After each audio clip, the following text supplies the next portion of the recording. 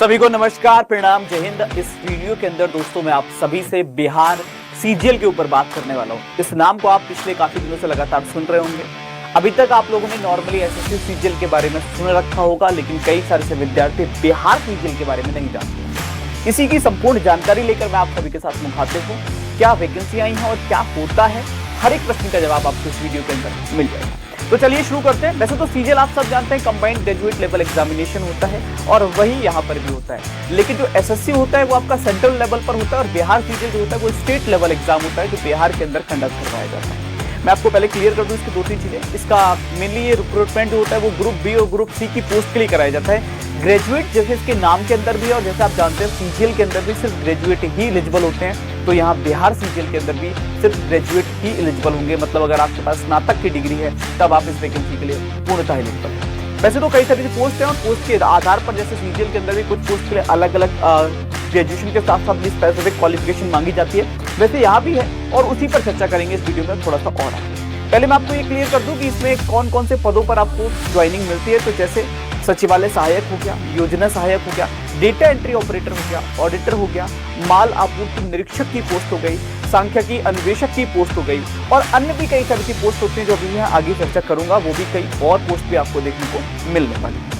अगर इसके पैटर्न की हम बात करते हैं तो पैटर्न इसका क्या क्या होता है। इसमें एक प्रीलिम्स होता है, मतलब पहले एक प्री का एग्जाम होता है, जैसे टीयर 1 जिसको आप बोलते हो। अगर आप सेंट्रल लेवल पे देखते हो तो सीजीएल में टीयर 1 का एग्जाम होता है, वैसे यहाँ पर प्रीलिम्स का एग्जाम होता है। फिर मेंस होता है जो आपका टीयर 2 होता है, वैसे यहाँ पर एक मेंस का एग्जाम कराया जाता है और उसके बाद सिमिलर वैसे ही आपका डॉक्यूमेंट वेरिफिकेशन और मेरिट बन जाती है। तो सेम वही प्रोसेस है जो एसएससी सीजीएल के अंदर होती है, लेकिन बिहार सीजीएल और एसएससी सीजीएल में एग्जाम पैटर्न में काफी बदलाव है।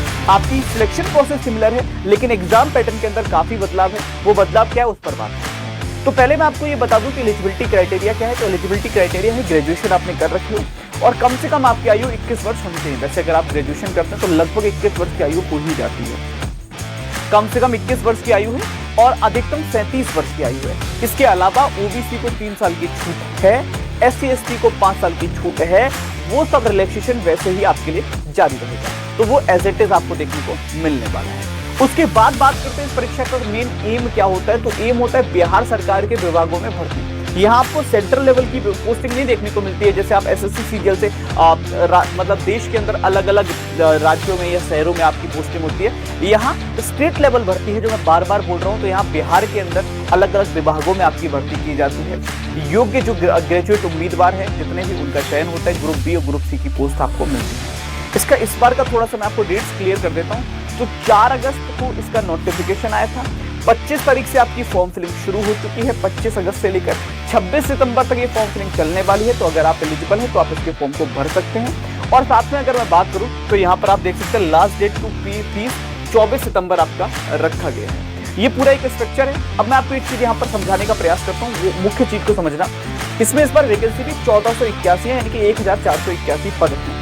तो अच्छा है एक स्ट्रक्चर। अगर आप डेफिनेटली एलिजिबल हैं तो मेरे हिसाब से फॉर्म भरना चाहिए और आपको जाना चाहिए। कौन कौन से विषय पढ़ने होंगे वो भी मैं आपको क्लियर कर देता हूँ। तो पहले मैं थोड़ा सा क्वालिफिकेशन बताता हूँ पोस्ट वाइज क्या क्या होती है। आप एएसओ की पोस्ट के लिए जा रहे हो, असिस्टेंट सेक्शन ऑफिसर की पोस्ट के लिए, तो आप ग्रेजुएट होने के लिए आप एलिजिबल होगी, कोई रोक टोक नहीं होगी।